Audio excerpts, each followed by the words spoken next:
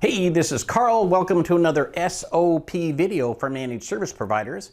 Today I want to talk about serving up DNS and DHCP. There's a common saying, which is becoming more common all the time, that basically goes like this: it's always DNS. You know, I used to say, if you asked me what was the problem with the network, back in the day, I would say, well, check the physical connections, because that's the problem. And it might be the physical followed by the configuration for the network card, followed by the network card itself, right? But it was definitely down at that hardware layer. Starting about 2000, 2001, that quickly became pretty solid technology. And then we started relying on DNS for Active Directory and for many other things. So now when I ask, what's the problem? The answer is always DNS. When in doubt, the problem is DNS. Now, DHCP is very closely related to that. I think most people don't understand DHCP, and I would say if you have any questions about DHCP, go find a good 30 to 50 page white paper on the internet, and you'll come up to speed with what you absolutely have to know. And there's only a handful of things you absolutely have to know. But the biggest question is, where do we serve up DNS and DHCP? Ultimately, you can answer this question for yourself by looking at how many times you want to control DNS. The web developer wants to control DNS. The email provider wants to control DNS. Right? Everybody that you talk to wants to control DNS, but you know you have to control DNS, right? That way you know it's done the right way. The big question is, do you put it on the server or put it on the router or firewall? And I have to say, I've been an advocate of putting it on the firewall or the router, but for the most part on the firewall for a long time. Way back in the days of the small business specialist exam, I used to teach a class on how to pass that exam.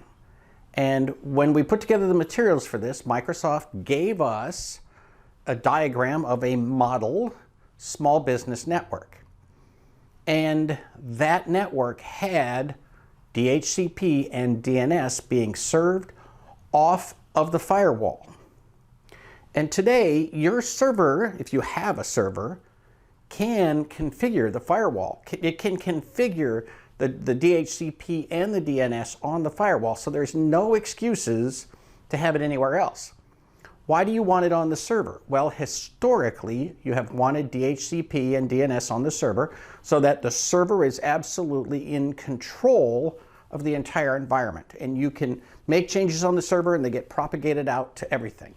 Well, the reality is, if you make changes to the server and it configures the firewall and the firewall then sends everything out to everybody else, you have achieved the same thing, but you have the added flexibility that you can remove the server, switch out the server can be on fire, it can be underwater, it can go away, and your network will be just as robust. As we move more and more to cloud-based services, it becomes more and more obvious that we want those things served up off of the firewall. Important safety tip. You can totally disagree with me. Here's the deal. If you choose to put it on the server, if you've got a server somewhere and you want it to be serving up DNS and DHCP, that's totally cool. You can absolutely do that. But here's what I want you to do.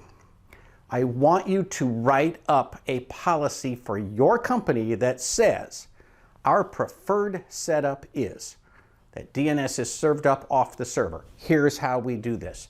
Our preferred policy is DHCP is served off of the server. Here's the policy of how we do that. That way you can drive consistency into your company.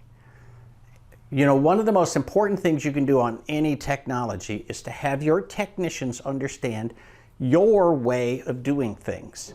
So whatever your way is, it does not have to be the same as mine, but it has to be consistent within your company.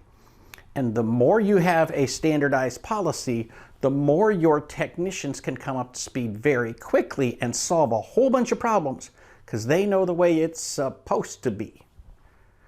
In terms of implementation, you may find that you have to have a fairly good-sized project to bring all of your clients in line with this policy.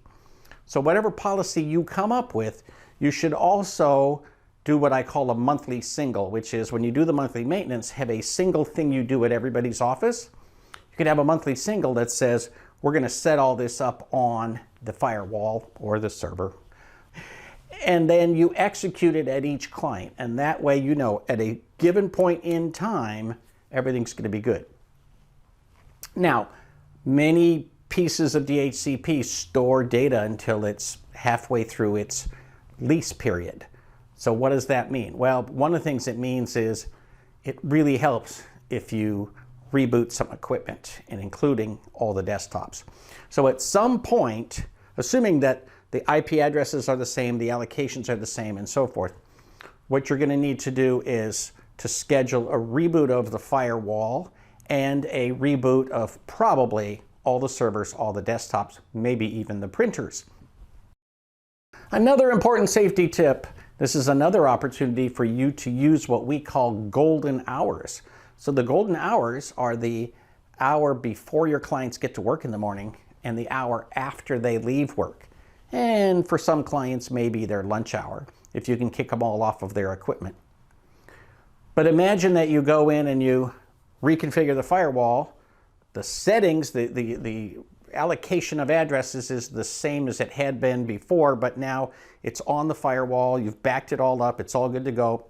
You can reboot that firewall at 5 o'clock, have some technicians basically show up for work an hour later in the day and stay an hour later at night. You don't have to pay them for overtime. All the clients are told to be off their machines at 5 o'clock, and then you can go around and start remoting in and rebooting all of that equipment. Or if you have a good RMM, you push the big button and all their equipment reboots. And that way they get a new address with the new MAC to IP connection from the firewall. Everything works and you should have no problems come 8 o'clock or 7 o'clock the next morning. But you do want to be available to that client the next morning just to make sure it all works. So you see, you've got to figure out what you want to do, then you have to document it, then you have to implement it, and then you have to verify that everything works the way it's supposed to.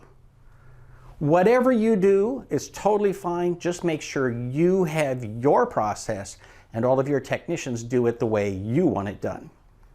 For Small Biz Thoughts, this is Carl Polachuk wishing you the best of luck in your managed service business.